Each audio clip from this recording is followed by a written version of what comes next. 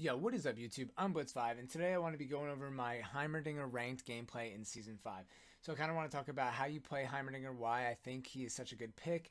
I kind of cut this ranked game into about a 10.5 minute video, just going through some different scenarios, some important things I think that happen in the game, and how he's helping me kind of win a bunch of games in ranked right now. Although I've been, winning and losing, of course, you're not going to win every game. I just think that his playstyle is really awesome. It has some cons like every champion, and that's why you don't see him all the time.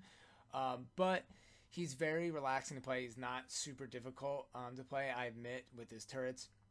So I think this is good. It's nice for me because I don't get to play League a whole lot anymore, especially with like work and commuting. So it's less mechanically intensive, I guess, to play Heimerdinger. I don't need to warm up as much. I can go into a game fresh. It's not like playing ADC where I feel like I need to warm up a little bit. So I'm just going to start with the basics here, and we'll go from there, and I'll explain to you guys what I think about Heimerdinger, what I'm doing, what I'm building, and what I'm leveling, and how I'm using it. So in this matchup in the mid lane, Heimerdinger versus Fizz, obviously. Fizz is a very strong mid laner, but his downside is that he has to melee to kill the minions. He can use his abilities, but he has to get in close to do damage. So I think he actually picked this into me. I didn't pick Heimerdinger thinking that this would be a counter, but to me, this ends up sort of being a counter to Fizz in a small way because he has to get in close to get to me or to the turrets, and I have my turrets here. So when you see people play Heimerdinger, you're going to see a bunch of different strategies, how they place the turrets defensively, offensively. So basically, offensive turret placements would be putting the two turrets in front of you. Defensive would be putting the two turrets in back of you because you're going to average probably two turrets at a time. But I like to kind of do this this setup where I put the turrets on one side of the map, and that's kind of the map that I like to stick to. So right here, I've kind of picked the top side of this map. For that because I know the jungler is going to be top, maybe going to visit Riven a lot. So and plus I kind of like playing on this side when I'm on this side of the map on the blue side. So right here you can see I added an extra turret. Sometimes they go away or the enemy is going to kill them. So basically I'm trying to keep my three turrets on this side. I'm going to keep warding that bush, and even if the ward isn't there, it's very hard to gank Heimerdinger as long as you stay in my turret. So I'm going to keep showing some different clips, and I think coming up in a little bit we're going to have a gank here. But basically, so this is a strategy I like to have. The first turret is great there.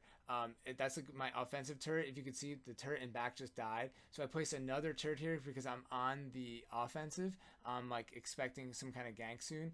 And if I get another turret, I'd probably put it behind me, or right here, I'd put it right next to the other turret. So then now I have two, and Shyvana's coming in for a gank. So what you want to do when you're getting ganked is kind of stay by your turrets, and then because Fizz got close to me there, I flashed. But now I see I got my ult, so they might not be expecting this. So I go back in and try to bait them to come at me and drop the ult turret. For some reason, Fizz stayed in, I got the kill. I actually probably could have stayed towards the center and made Shyvana chase me. I probably would have survived. I actually didn't need to run away there, but I was a little nervous with Fizz and Shyvana. But basically, I probably would have been okay if I just stayed in the middle there.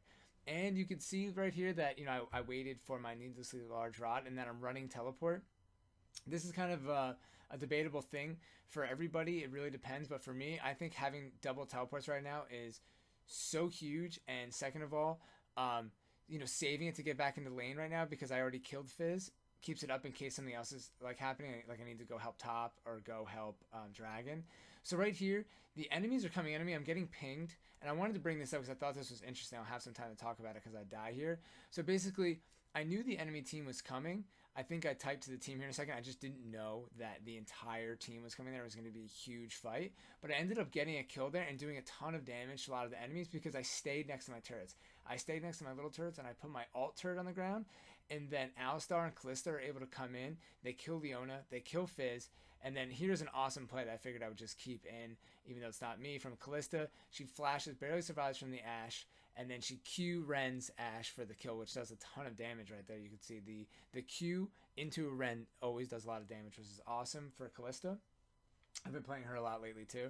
So that was a great move by her. But getting back to what I was saying, see, I saved my teleport, and then now I can use it to get back into lane, and because Fizz is just getting back, or he's not even there yet, I can put my turrets on the offensive right here by putting them in front of me, which is obviously risky in case I get ganked because I don't have a lot of room to stay in the middle.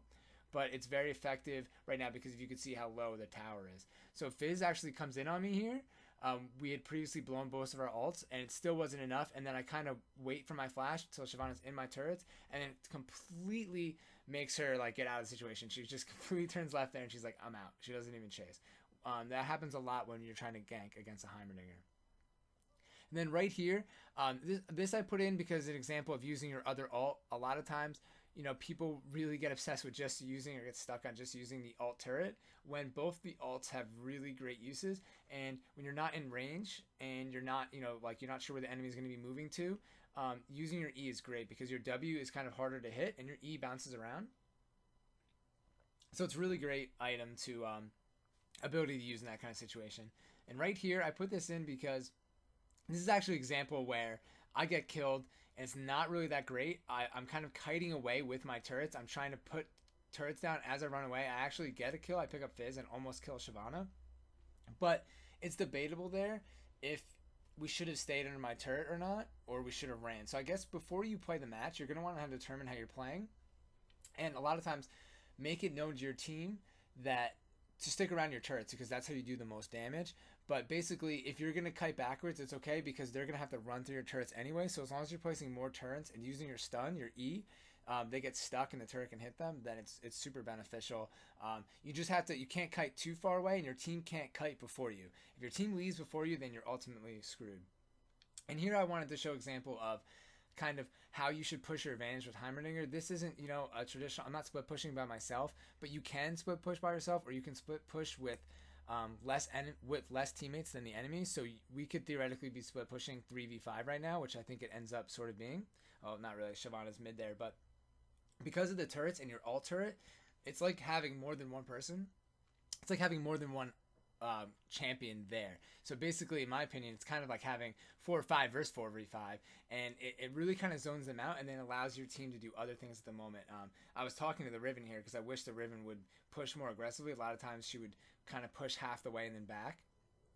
But see right here, the W does massive amounts of damage. I mean, I think I got that with my E. And then I'm kind of just placing turrets, holding off here completely like 3. There was 5 people here, now there's 4, so we're taking them on 3v4. This is super distracting, and Riven's just farming in the top lane. And then I think shortly here, Leona ults and goes in on me, so I just flash and do my best not to die. But I'm not going to leave the situation completely because I know I can at least put a turret down, maybe do a bait here. You don't want to get too close because I could easily get killed. But we're just waiting on the edge of the line here, using your W at the right time, saving it so you can get a good hit, can keep you in the game, and then this could be a tower. And that's just huge when you're playing Heimerdinger. You don't want to leave the situation because you really could be a good bait a lot of the times.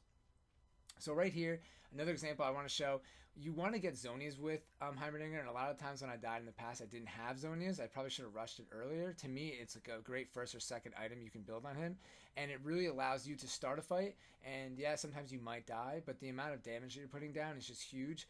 A lot of times I notice I might not have the most kills as Heimerdinger. I get a lot of assists, but when you look at the damage dealt at the end of the game, you're usually dealing the most damage. Him and Ziggs have a similar playstyle. A lot of times you're not picking up the actual kill because your whole purpose is to be a distraction and just put down tons of damage, as Freak would say. So that was a great example of using the Zonias. And then I wanted to throw this in. This is a pretty uncontested Baron, but Heimerdinger is great for taking Barons and Dragons, pretty much any objective, because I can kind of put the turrets here outside of the Baron pit to defend anybody from coming in, and then I put a turret next to the Baron, so it's attacking the Baron, and if anyone came in, I could put my ult turret in the middle so it would attack Baron or an enemy and kind of defend for us as an extra person. So with that, you're kind of unstoppable with that extra Heimerdinger turret. So basically it's just knowing when to use each different ultimate. Obviously your safe bet is the ultimate turret because you could always Zonias underneath it and hide, but each one has a really great time to use it.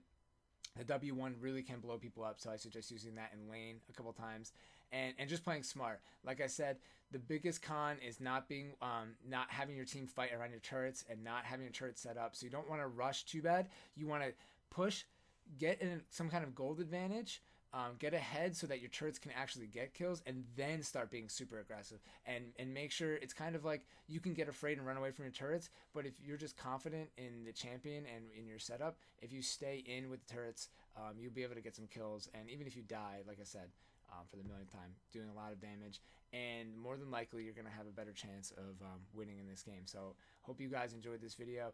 Thanks for watching. This is my Heimerdinger Season 5 gameplay. Give me a like or subscribe if you can. Check out my other videos. Let's 5 them out.